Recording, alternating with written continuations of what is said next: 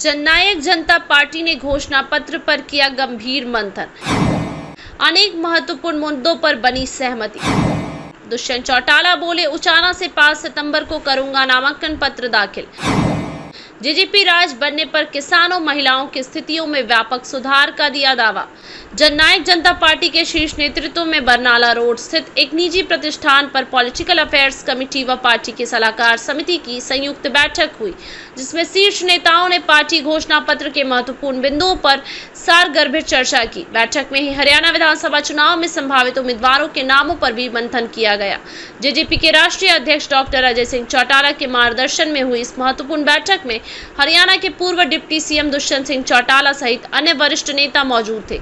इन महत्वपूर्ण बिंदुओं पर किया मंथन। पीएससी व पार्टी की सलाहकार समिति की संयुक्त बैठक के दौरान जेजेपी के राष्ट्रीय अध्यक्ष डॉक्टर अजय सिंह चौटाला की अनुमति से पूर्व डिप्टी सीएम दुष्यंत चौटाला ने वर्तमान हरियाणा विधानसभा चुनाव को स्थितियों पर व्यापक प्रकाश डाला। इस दौरान उन्होंने जेजेपी द्वारा बनाए गए घोषणा पत्र के विभिन्न बिंदुओं पर विस्तार पूर्वक चर्चा की। इस मौके पर घोषणा पत्र के कुछ अंशों पर सर्वसम्मति बनी, जिसमें मुख्य रूप से किसान कर्ज माफी योजना लागू करने पर सहमति बनी। इसके तहत कोऑपरेटिव बैंकों से किसानों द्वारा लिए गए कर्जों व ब्याज को माफ करने पर सहमति बनी। डिप्टी सीएम के मुताबिक प्रदेश में जेजेपी की सरकार बनने पर किसानों की फसल खराब होने की सूरत में 25,000 रुपए प्रति एकड़ के हिसाब से मुआवजा दिया जाएगा। इसके साथ साथ ऐसा भी प्रावधान किया गया है कि प्रधानमंत्री फसल बीमा योजना में किसानों को प्रीमियम भरने में खासी दिक्कतें आती थी, जिन्हें दूर करने के लिए हरियाणा में जननायक फसल सुरक्षा योजना लागू की जाएगी, जिसके तहत किसानों द्वारा भरा जाने वाला प्रीमियम जेजेपी सरकार की ओर से भरा जाएगा। उन्होंने बताया कि महिलाओं के और अधिक सशक्तिकरण बनाने की दिशा में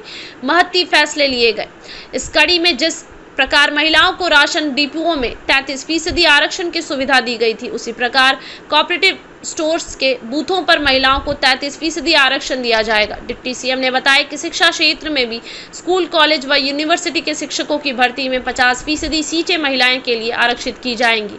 उन्होंने बताया कि अभी तक 17 जिलों के जिलाध्यक्षों, हल्काध्यक्षों व अन्य पदाधिकारियों के साथ बैठक कर संभावित उम्मीदवारों के नामों पर चर्चा की जा चुकी है और शेष 5 जिलों में अपनी गठबंधन की सहयोगी पार्टी एसएसपी से चर्चा कर नामों पर सहमति बनाई जाएगी।